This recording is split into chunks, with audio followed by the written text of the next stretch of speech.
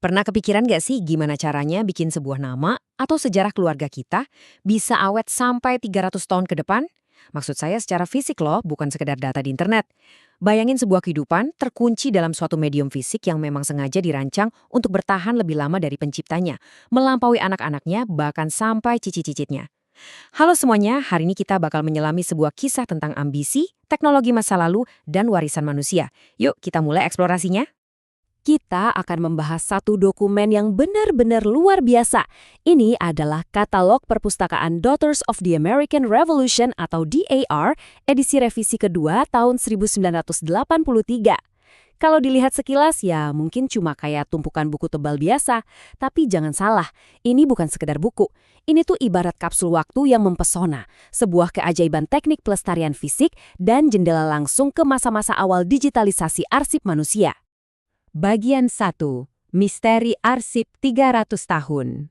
Jadi gini, bikin katalog kayak gini tuh ibarat balapan lawan waktu, kelembapan, dan pembusukan. Di halaman pembukanya aja mereka terang-terangan bilang kalau buku ini dicetak pakai kertas khusus yang dirancang buat bertahan lebih dari 3 abad. 300 tahun, gila kan? Mereka benar-benar menantang waktu. Tapi gimana sebenarnya sains di balik kertas ajaib ini bekerja? Nah, rahasianya ada di bahan kimianya. Kertasnya ini diproduksi sama pabrik Glatfelter di Pennsylvania. Yang bikin spesial, kertas ini bebas asam, punya lapisan basah, dan yang paling penting, pH-nya di atas 7. Artinya apa? Kalau dipakai normal, basa di kertas ini bakal secara aktif menetralkan segala macam asam yang berusak, entah itu dari udara atau bahkan dari keringat di jari kita saat membuka halamannya. Ini benar-benar rekayasa pelestarian tingkat tinggi. Lanjut ke bagian 2. Di balik pembuatan katalog DAR. Oke, kertasnya udah super awet. Tapi coba pikirin gimana caranya mereka mengatur dan menyortir ribuan nama serta buku silsilah di dalamnya. Ingat ya, kita lagi ngomongin tahun 1982. Ini masa-masa awal banget komputer mulai dipakai di institusi. Belum ada internet, apalagi cloud computing. Jadi ngelola data segede ini tuh bener-bener tantangan teknologi yang epic banget di zamannya. Buat beresin kerjaan raksasa ini, staf perpustakaan sampai menyewa komputer yang namanya Minimark. Bayangin aja, ada perangkat keras yang ukurannya gede banget, berisik, terus nyala berdengung di ruang belakang perpustakaan. Mesin ini memproses setiap nama, setiap koma, dan setiap spasi dari sejarah manusia di sana dengan cara yang sangat mekanis. Benar-benar kerja keras mesin banget. Bagian 3. Logika unik komputer tahun 1980-an. Meskipun komputer Minimark ini ngebantu banget, mesin zaman 80-an itu punya logika sendiri yang ya kadang bikin gregetan. Kalau manusia ngurutin nama secara alfabet pakai insting. Kita tahu kalau Ackerman, Charles itu sekeluarga sama Ackerman, Herbert, kita abaikan aja tanda bacanya. Tapi si Minimark ini kaku banget. Dia baca karakter demi karakter. Dia nggak peduli sama spasi atau huruf besar kecil. Pokoknya jalan lurus aja ngikutin kode biner secara membabi buta. Dan lucunya nih, ini salah satu fakta paling menariknya. Komputer kali Minimark ini menganggap tanda koma itu kayak sebuah huruf yang posisinya ada persis sebelum huruf A. Kebayang nggak tuh dampaknya? Logika alfabet manusia jadi kacau balau. Sesuatu yang harusnya berurutan natural, tiba-tiba lompat kemana-mana cuma karena ada tanda baca koma. Susunannya jadi aneh banget buat pembaca manusia. Masuk ke bagian 4, membedah jejak keluarga nyata. Nah, di balik segala keanehan komputer tadi, yuk kita lihat isi aslinya.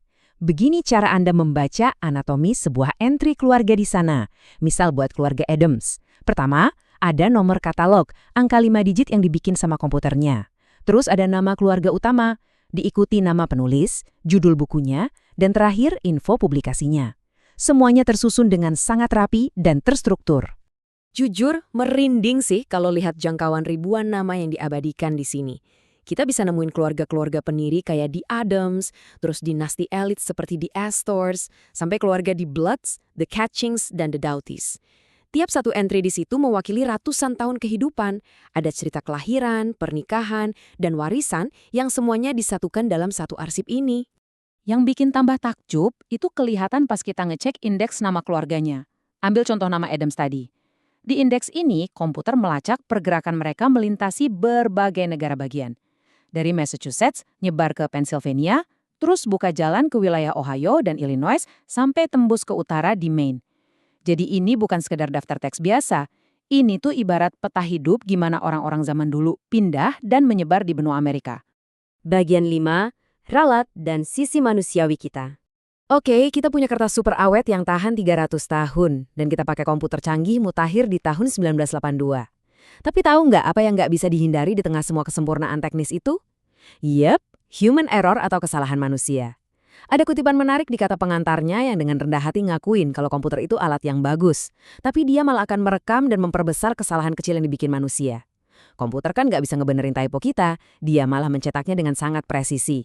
Makanya, di bagian depan buku ini ada lembar errata atau ralat.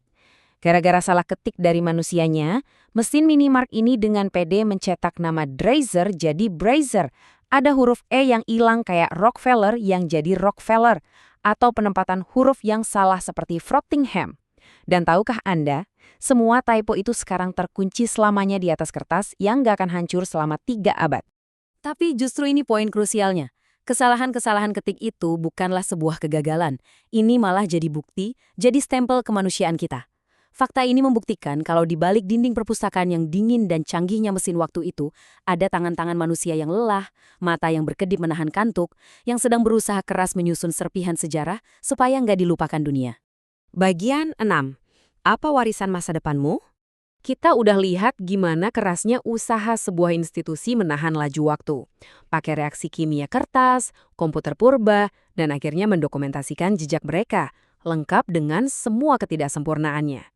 Sekarang ini menyisakan satu pertanyaan provokatif buat kita. Di zaman serba cepat ini, di mana pesan gampang banget hilang otomatis dan postingan sosial media cuma bertahan sekejap, gimana sih sejarah Anda sendiri dicatat hari ini? Kira-kira apa ada jejak Anda yang bakal bertahan dan bisa dibaca 300 tahun dari sekarang? Coba deh dipikirin. Terima kasih sudah ikut dalam eksplorasi kali ini, teruslah belajar dan sampai jumpa!